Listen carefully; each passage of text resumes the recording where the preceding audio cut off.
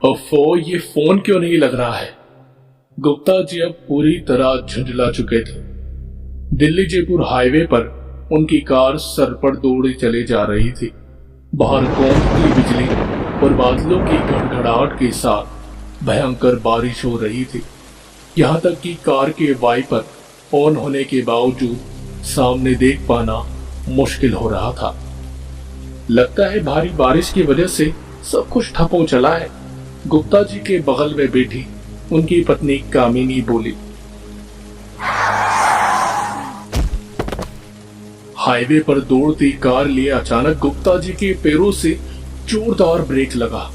उनकी बेटी कार के पीछे वाली सीट पर बैठी थी, जो ब्रेक लगने की वजह से आगे गिर पड़ी। गुप्ता जी को साफ साफ दिखाई तो नहीं दिया, परंतु उन्हें लगा जैसे हाईवे पर गाड़ियों की लंबी कतार लगी है। ध्यान से देखने पर उन्होंने पाया कि हाईवे पर जाम लगा था। उन्होंने अपना कोट उतारा और बारिश से बचाव के लिए सर ढककर बाहर निकल पड़े। बाहर निकलते हुए बोले, मैं माजरा पता करके आता हूं। गर्दन नीचे करके तेज चलते हुए वो एक कार के पास पहुंचे। उन्होंने कार का शीशा ठकठकाया। क्या आपको कुछ पता है आगे जाम क्यों लगा है? हाँ, दरअसल वो आगे भारी बारिश की वजह से सिलूर डैम टूट गया है, जिससे पानी भर गया और गाड़ी आगे नहीं जा पा रही है। कार में आकर गुप्ता जी ने सबको बताया। तो अब क्या करें? करना क्या है, यहीं गाड़ी में बैठे रहो और जाम खुलने का इंतजार करो। इंतजार करें? कामिनी ने अपनी पहुंच सिकुड़ी। इससे अच्छा कहीं आसपास कोई रात भर ठहरने की जगह तलाश करो। सभी इसी उधेड़बन में लगे ही थे कि एक पल के लिए जोरदार बिजली कौंधी। उसकी रोशनी इतनी ज्यादा थी कि रात में भी दिन का आभास हो गया। शायद उसी पल में ही कामिनी ने अपनी नजरें अगल बगल में घुमाई। बिजली की रोशनी में उसे कुछ दूरी पर एक घर दिखा। सुनो, मुझे वहां एक घर दिखा है। क्यों ना आज की रात हम उसी घर में गुजार लें। तुम पागल हो गई हो क्या? इतनी तूफानी रात में भला अजनबियों को कौन अपने घर में रात गुजारने देगा? पता करने में क्या जाता है, एक बार जाकर देख लेते हैं। गुप्ता जी ने गाड़ी घुमाई और उस घर के सामने लाकर खड़ी कर दी। घर में दिखने में कुछ खास नहीं था और बेहद सुनसान सी जगह पर था, पर उन्हें इन सबसे क्या मतलब? उन्हें तो बस रात गुजारनी थी। गुप्ता जी ने आगे बढ़कर दरवाजा खटखटाया, लेकिन कोई जवाब नहीं मिला। दूसरी बार उन्होंने दरवाजे पर जोरदार थाप दी, लेकिन इस बार भी बिल्कुल सन्नाटा छाया रहा। गुप्ता जी फिर से दरवाजा पीटते, इससे पहले ही बेहद तीखी चरचराहट के साथ वो लकड़ी का दरवाजा खुल सा गया। गुप्ता जी अंदर झांक कर बोले, कोई है? उनकी आवाज उस विशाल घर में गूंज कर रह गई।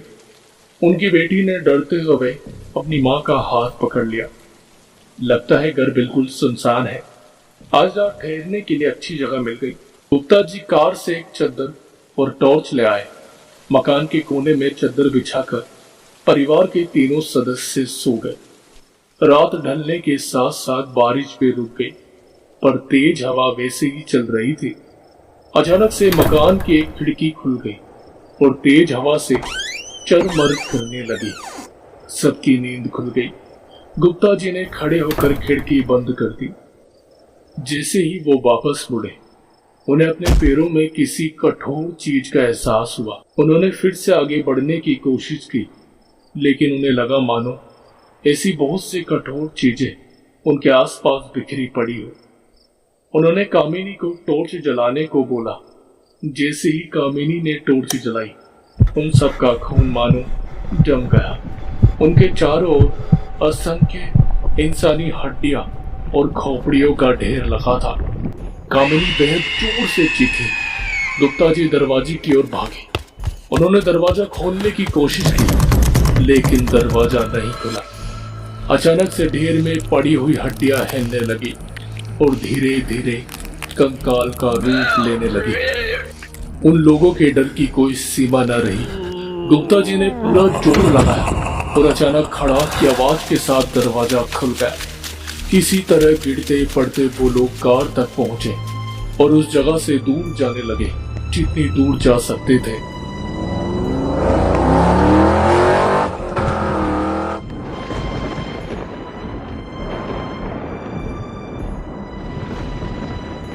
इन्हीं दिनों के बहुत दिनों बाद गुप्ता जी का उस रास्ते से दोबारा जाना हो, पर आज खिली खिली धूप थी, दिन का सूरज सिर पर चमक रहा था। उन्हें उस रात का एक एक पल याद था। जिस जगह वो रात को ठहरे थे वो जगह बस आने ही वाली थी। अनायास ही गुप्ता जी के दिल की धड़कनें बढ़ने लगी। वो देखना चाहते थे कि क्या दिन में भी वो घर डरावना लगता है। जैसे ही वो उस जगह पर पहुंचे उनकी आंखें फेल सी गईं। गले से कोई आवाज ही नहीं निकली।